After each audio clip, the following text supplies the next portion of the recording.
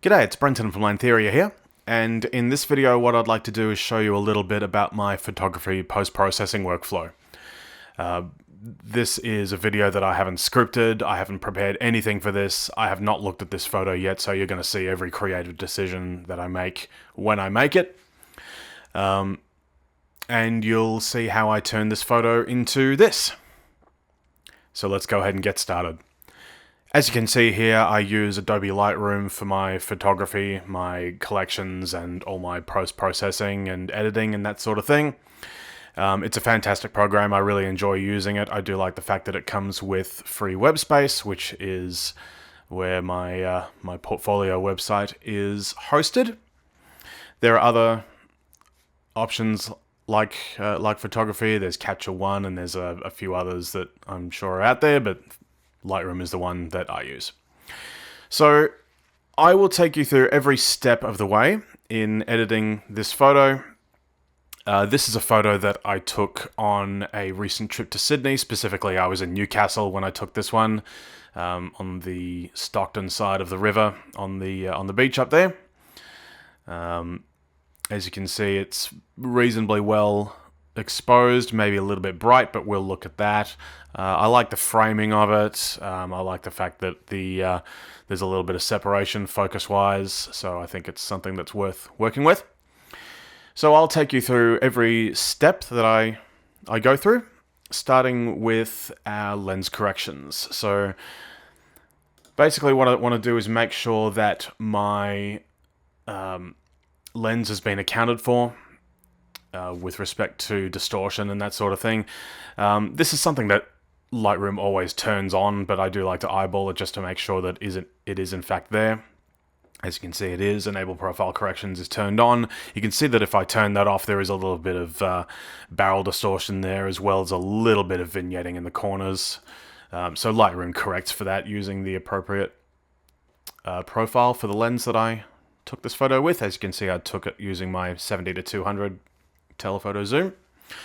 My camera actually corrects for that in the camera body as well, so this picture is exactly what I was looking at. I didn't have to sort of picture it and then work with distortion or anything like that later on. This was exactly what I saw, so it's not really something I need to think about, but I do like to make sure that it's on all the same. So with that out of the way, what I'll do now is make sure that my framing is good, and if there are any transformations or perspective or any that sort of thing that needs to be looked at, then that's when I'll do it right here. And in this case, what I am going to do is just make sure that my tilt is okay. I do want to make sure that this is just a little bit tilted in an anti-clockwise direction. Not too much, but just enough so it looks nice and straight. Maybe, in fact, I went a bit too far with that one. This is something that I can easily get lost in if I let myself, so I won't do it too much for the sake of the video. I think that'll be just fine. Framing-wise, I'm pretty happy with it. There's no wasted space in the top for the sky or anything like that. I think it's composed pretty decently, so we don't really need to do any cropping at this stage. With that out of the way, we'll start looking at some more intricate edits. So let's have a look at the white balance first of all. I use auto white balance in my camera all the time, and that gets me pretty much in the ballpark of what the image needs to look like, but I do like to rock and roll the sliders a little here just to make sure that there's not a creative decision that I can make here. What I might just do is see if I can pick a white point out of the picture, and the white bucket that's on the bike here might give me something to work with. So let's just do that. No, actually that pushes it way too far into the orange territory, so I don't think we'll bother with that too much, but I will have a look at the sliders just a little, just to make sure that there's not something that I can set it better to. And in fact, I think I will put it a little towards the cool end. Just removes a little bit of an orange cast out of the water there, which is nice. I'll look at the tint as well. Tint is something that you can easily overdo if you push it too far in one direction. So you can see it's a very extreme sweep. So just a couple of points in one direction or the other will be fine. And I'll bring it a little bit towards green just to get a little bit of extra color into the water without giving it too much of a weird green cast. And I think that will be just fine.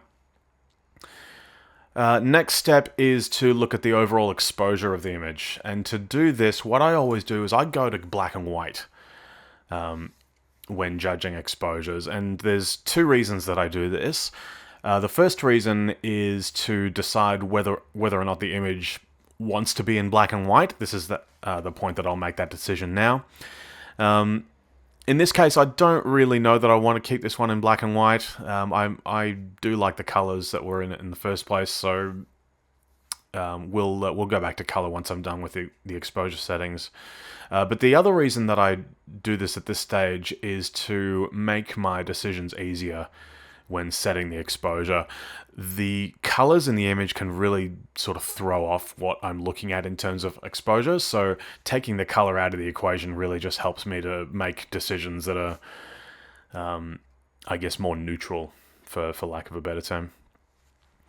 So like I said, I am pretty happy with the exposure with this one. Maybe it is a little bit on the bright side, so let's just mess around with it a little and just see what I can do. So overall exposure, I'll bring it down a little.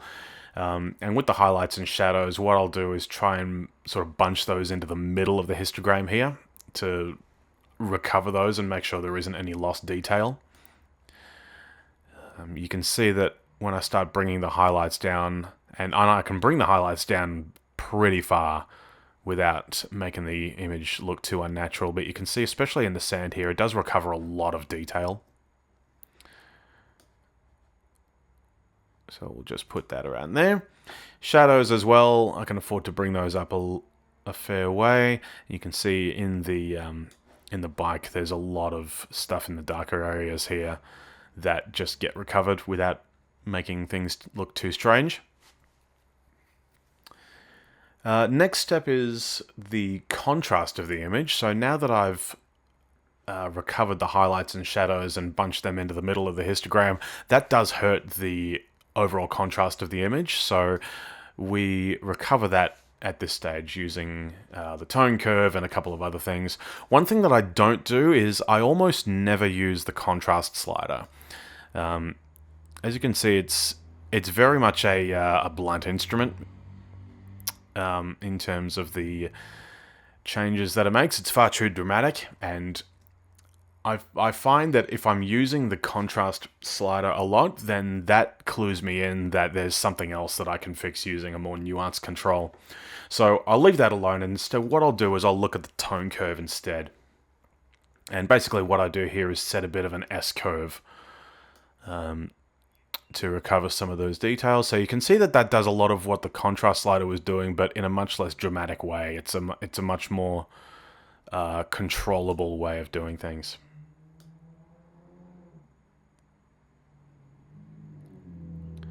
So I'll just go ahead and set that. I'm pretty careful with the top side of the S-curve. It is easy to blow out the highlights that I've just recovered there, so we'll just be careful with those.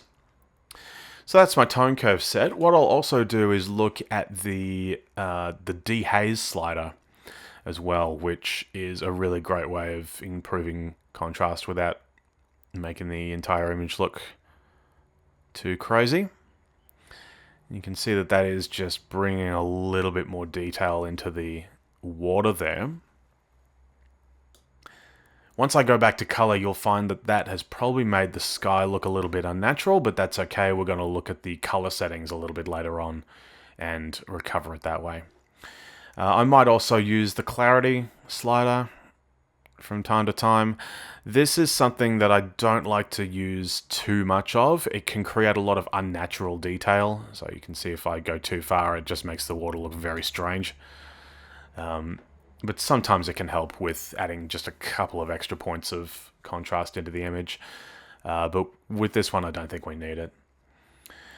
And finally, I'll set the white and black points just to make sure there isn't too much wasted potential in the image. And what I'm doing here is holding my Option key just to give me a look at any clipping that's occurring.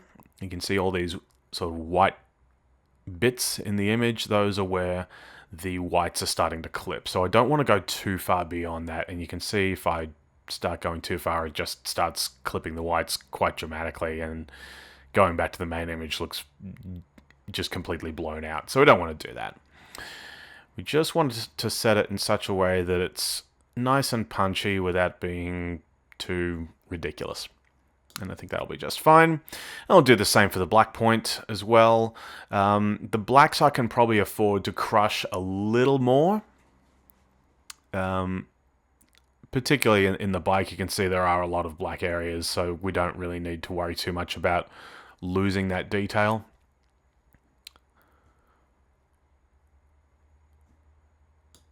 And I think that'll do just fine. So if I just go ahead and hide the settings that I've just created, you can see we've recovered a lot of detail in the exposure without making it too unrealistic. So now that I've done that, we'll go back to color mode. And basically you can see here that the color has been made a lot more dramatic. So at this point, we're going to go into the color mixer and we're going to start doing color corrections at this point. What I will do as well is just take a second look at the white balance at this stage, just to make sure that it's where it wants to be. And I think it's pretty well perfect where it is. So let's go ahead and go into the color mixer. So basically I've got hue, saturation, and luminance sliders for each color space, and I'll do those in the order of saturation first, then luminance, then hue, and I'll do those through every single color space. And I'll do that for every single one, no matter what's in the photo. I'll, at the very least, rock and roll each one to find which colors are in the image. So there's obviously going to be a lot of blue in this one. There's going to be a lot of yellow. There'll be some orange as well. And at this point, this gives me a chance to tame some of the unnaturally saturated colors that came about as part of the exposure and contrast settings that I've just done. So let's go ahead and get into it. So reds first of all. I'll just sweep all the way through those and just see what it's affecting. And you can see that it's affecting the bike seat there a little. So we'll make sure that that's sitting nicely. Give it a little bit extra. Luminance. Luminance is pretty good. Maybe drop it down a little further, which just helps to recover a little bit of detail out of it. And then the hue, finally, to decide what color it actually sort of wants to be. And I'll bring that a little towards the magenta side of things, just to give it a little bit of separation from the other orange colors around it.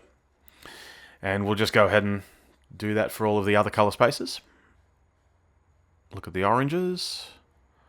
You can see that there's a lot of orange in the sand in the foreground, so I can probably stand to back those off a little. Both in saturation and brightness.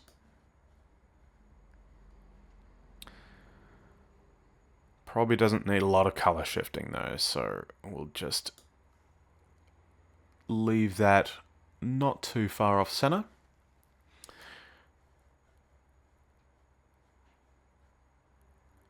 Yellows, on the other hand, we'll probably add a little bit more into that just to give it a little bit of pop.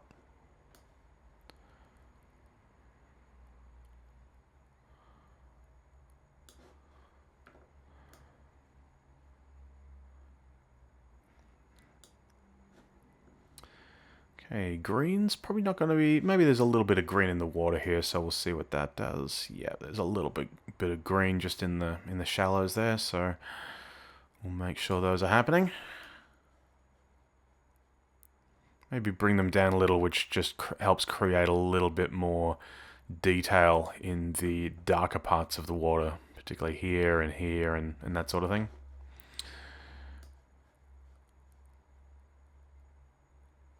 And we'll give a little bit, just a tiny bit towards the aqua side of things, just to help make the water look a little bit more interesting. We've got some aquas in the water as well. Don't often have aquas in the images that I tend to take, but with this one, because it was such a beautiful day, there's plenty of that color space in the water, so we'll go ahead and make sure that's looking good.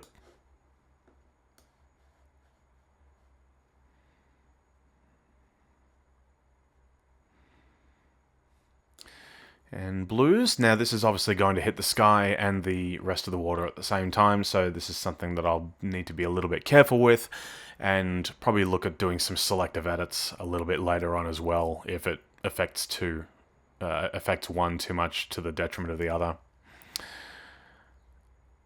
Let's see here. So I'll back off the saturation just a little.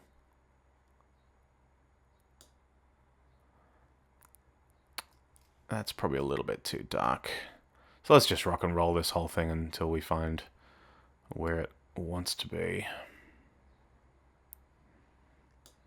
Yeah, so I've just kicked it up at just a couple of points, which almost does nothing, but it's where it looks right to my eye. So, and with the blue color shifting, I don't do an awful lot of color shifting in the blues. It can make the skies look very unnatural if I'm too heavy-handed with it. But I will pull it a little bit further back towards the aqua side, just to make the water look a bit more summery, if you like. And finally, the purples and magentas. There's probably not going to be an awful lot in here, but we'll sweep through them all the same. No, there's really not much going on in there. And magentas, yeah, same thing. It's hitting some highlights on the bag here, but that's honestly something I'm not too concerned about. So that's our color mixing.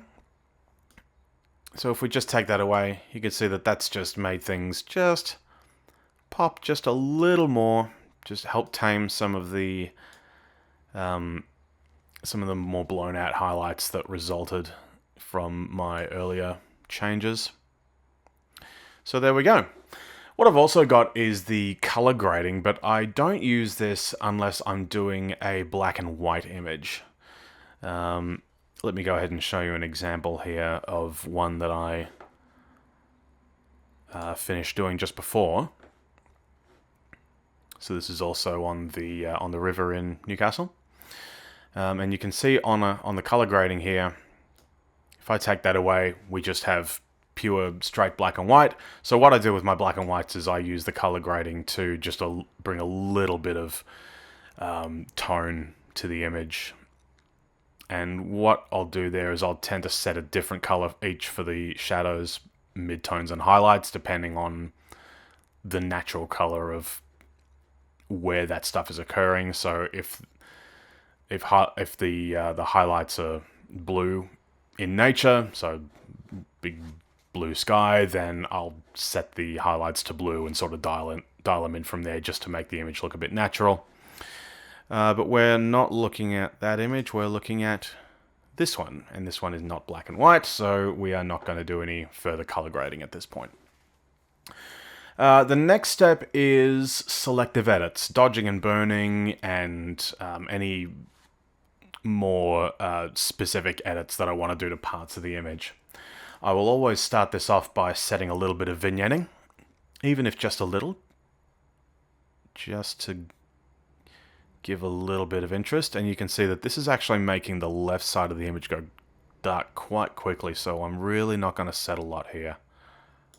I really don't know that it needs much at all.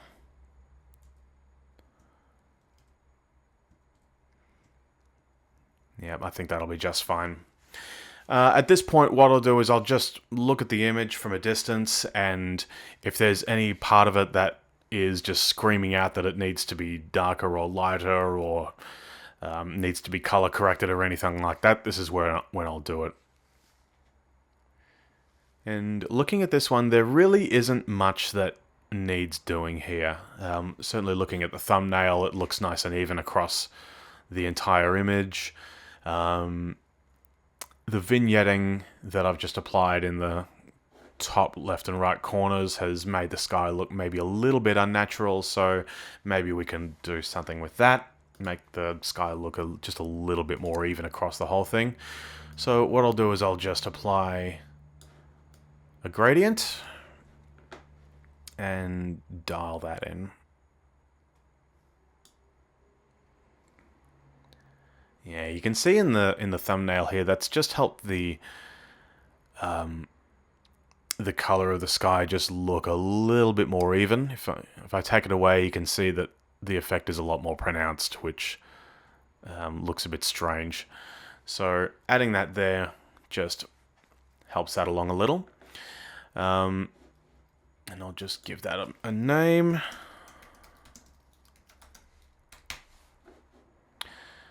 Now that I've done that, it has made the sky look a little bit dark, so I think what I might just do is select the entire sky, which Lightroom very cleverly allows me to do just by selecting the sky.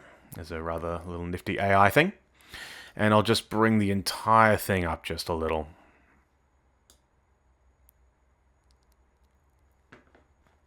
And maybe I'll experiment with a little bit of color as well.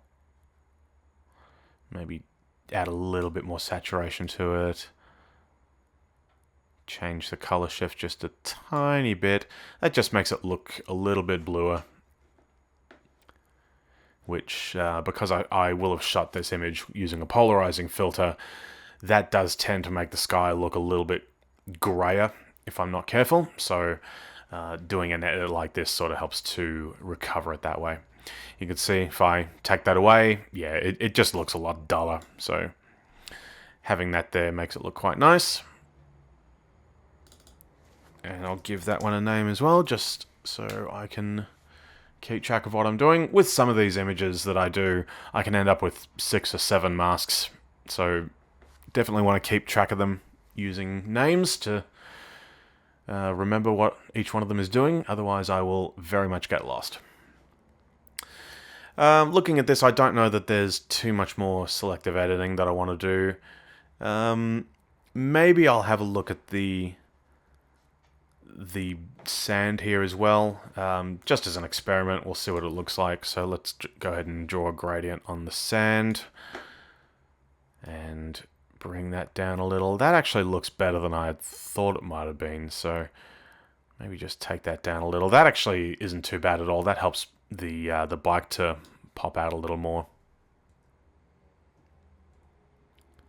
Yeah, looking at the thumbnail, that actually doesn't look too bad at all.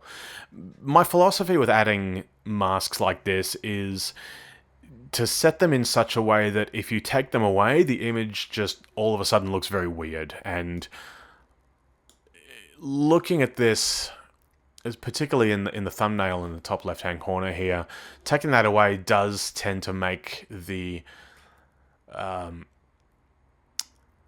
sand look a little bit unnaturally bright. So I think that was exactly what it needed, actually. Maybe bring it up just a hair. Don't want to make it look too ridiculous. But I think that will be just fine.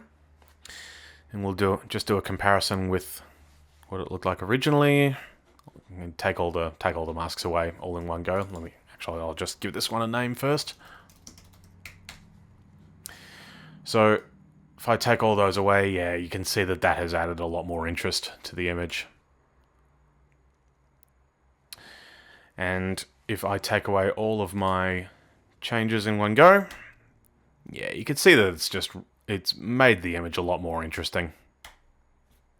Okay, so we're almost done. There are a couple of other things that we'll need to do, and at this point we'll just do some cleanup and just make sure that there's nothing in the image that's been too distracting, and it's at this point that I will make those corrections.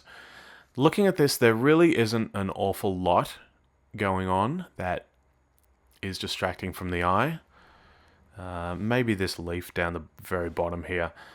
I'll see if I can't remove that using a little bit of generative AI. So all I need to do is highlight that. hit enter, and it's going to come up with some new information to put there in place of what I've highlighted. And actually that hasn't worked out as nicely as I had hoped it would, so maybe we'll just try a second one.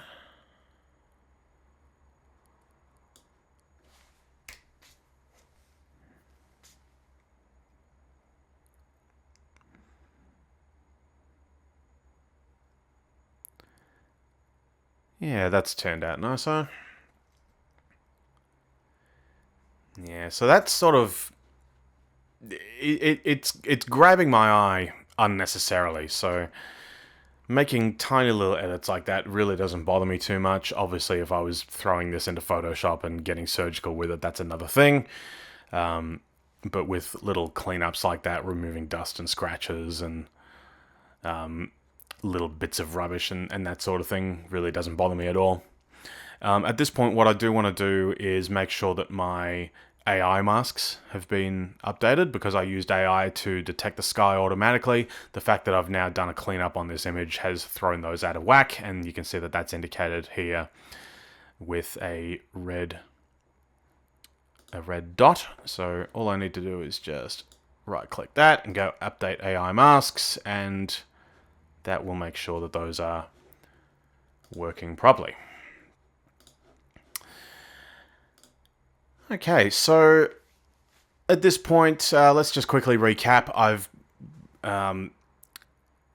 made sure that the lens is accounted for in terms of distortion and corrections. I've set the cropping and transformation of the image. We've been through white balance, exposure, contrast, colors, selective editing and dodging and burning, and cleanups. The last thing to do here is sharpen the image. And I have my own preset for that, which I just apply right here. And basically that preset is a culmination of settings that I applied during pretty much my first 18 months of photography. And those settings are right here. And obviously I've got the ability to dial those in further if I need to, but I find that what I've landed on this this particular preset is quite usable. If we just zoom in here a little, and I'll just undo that, you can see that that's not affecting too much, but just making it pop just a little more, just giving it that sort of final polish. At this point, I'll see if there's any noise reduction that is required as well. Looking at this, particularly at the sky, I like to look at the sky for this sort of thing, but it doesn't look like there's much that's needed there. As you can see here, I did shoot this on ISO 100, so there isn't a lot of noise to begin with, but I'll always check it all the same.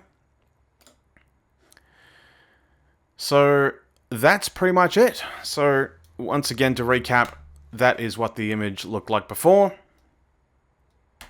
and that's what it looks like now. So there you have it. That is my photography workflow from start to finish. I'm going to go ahead and finish off the rest of this album as well as the one came before it, and hopefully I'll be posting those a couple of days after recording this video. Thanks for watching, everyone. I'm Brenton from Lantheria, and I'll see you later.